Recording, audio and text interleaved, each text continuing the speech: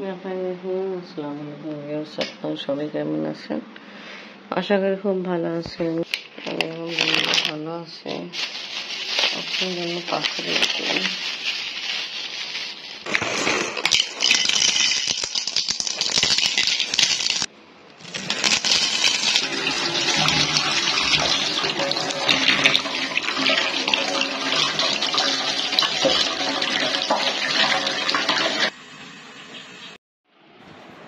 ঝটপট pasta ready করলাম। আর আমার মেয়েকে দেখলাম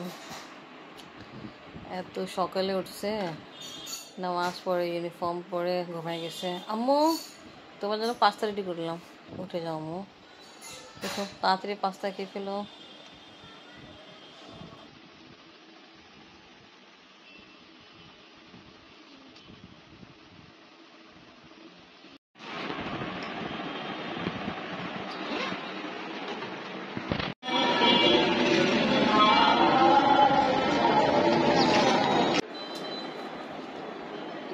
আপনাকে স্কুলে দেওয়া হলো, তা যে গর্ত করা হয়েছিল গেটের সামনে স্কুলে, এখন ওটা আছে। তা যা হোক সমাধানের জন্য, চলাফেরা করার জন্য এখানে এরকমই একটা অ্যারেঞ্জমেন্ট করা হয়েছে। তা ভালো, এখন যা হোক এইভাবেই চলাফেরা করতে হবে, এটাই সমাধান করা হলো। আজকে ভালোই গরম আছে।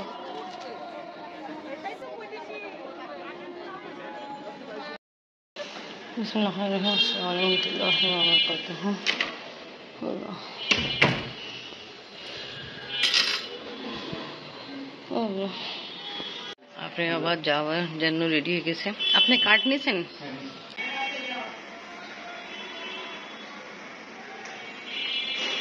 মোজা আছে না? চাবি চাবি ভুলে গেছে। আজকে ইনশাল্লাহ কোফতা রেডি করা হবে। কোফতা রেডি করার জন্য এখানে সব কিছু ঠিকঠাক করা হয়েছে। আমরা ব্রেডও অ্যাড করছি। ব্রেড অ্যাড করার কারণ হলো ভাঙবে না। এখন গরম কুকিং অয়েলে ফ্রাই করা হচ্ছে। লাইট গোল্ডেন ফ্রাই করা কমপ্লিট হলো।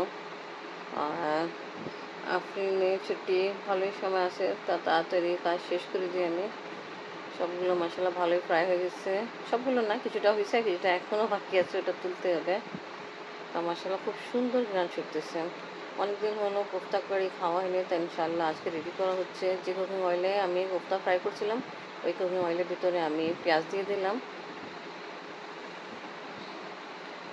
আমাদের ঘরে কোফতা কারি সবাই অনেক পছন্দ করে, তাই এই জন্য রেডি করা হচ্ছে। পেঁয়াজ ভালো করে একটু লাইট ব্রাউন হয়ে যায়, তারপরে আদা রসুন পেস্ট দিব, আর যা যা দিয়ে দরকার সব কিছু দিয়ে দিব। কিছুদিন আগে আমরা বানাইছিলাম কাবাব, তা ওটা আমাদের ঘরে অনেক বেশি খাওয়া হয়েছে। আসে চিন্তা করছে কোফতা রেডি করে আদা রসুন পেস্ট দিলাম। আদা রসুন পেস্ট একটু পেঁয়াজের সাথে কিছুক্ষণ কুক করব, তারপরে মশলা অ্যাড করব। টমেটো দিব, টমেটো পেস্ট অ্যাড করতেছি, অল্প টমেটো পেস্ট দিলাম। এবার দিয়ে দিব শুকনো মশলা। এখানে লাল মরিচ গুঁড়া, লবণ, গরম মশলা, জিরা গুঁড়া আছে, লবণ দিচ্ছে। এবার দিয়ে দিলাম গরম মশলা গুঁড়া, জিরা গুঁড়া, লাল মরিচ গুঁড়ো আগেই দিয়ে দিয়েছিলাম। এখন সব কিছু দেওয়ার পরে ভালো করে মিক্স করতেছে। মশলা ভালো মতো কষানো হবে, কষানো হয়ে যায় তারপরে কোফতা দিয়ে দিব। আর আপনার ছুটি বেশি সময় নেই, তাই জন্য তাড়াহুড়া করতেছে। মশলা ভালো মতো কষানো হয়ে গেছে, দেখাই যাচ্ছে। কোফতা যেটা ফ্রাই করেছি দিয়ে দিলাম, কাঁচামরিচ অ্যাড করে ফেলছে। এবার আফিনে নিতে যাই। আফিনের ছুটির সময় হয়ে গেছে, তাড়াহুড়া নিতে জন্য বের হলাম।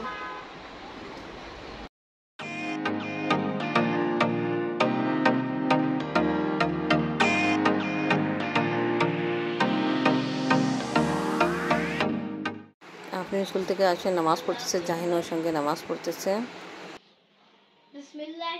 মজাদার কোফতা করে রেডি। দুপুরে খাওয়া দাওয়া করে এখন পেঁয়াজও ফ্রাই করতেছে। এখানে বেসন, পেঁয়াজ, কাঁচামরিচ আর মাংস ঝুরি অ্যাড করছে।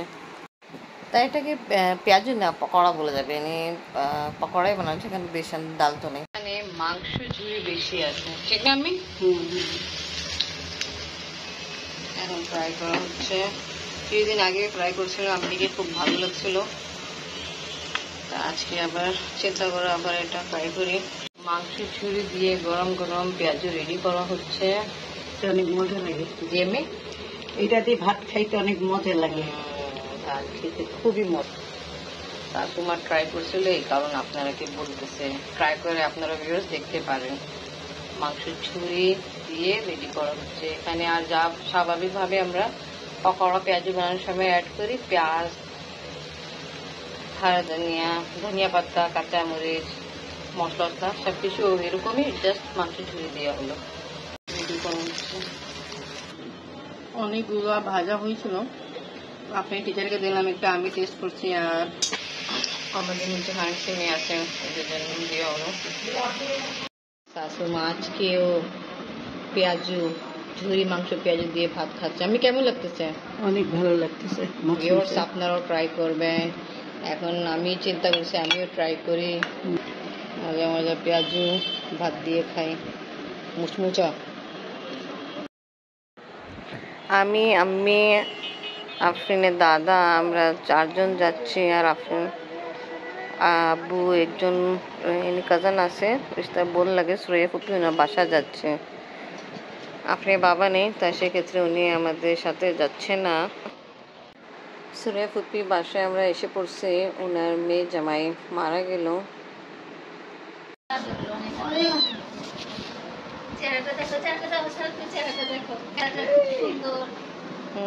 চেহারা খুব সুন্দর। তুমি কিন্তু ব্লগে আসে পড়তেছো, দেখাও না? ঠিক আছে,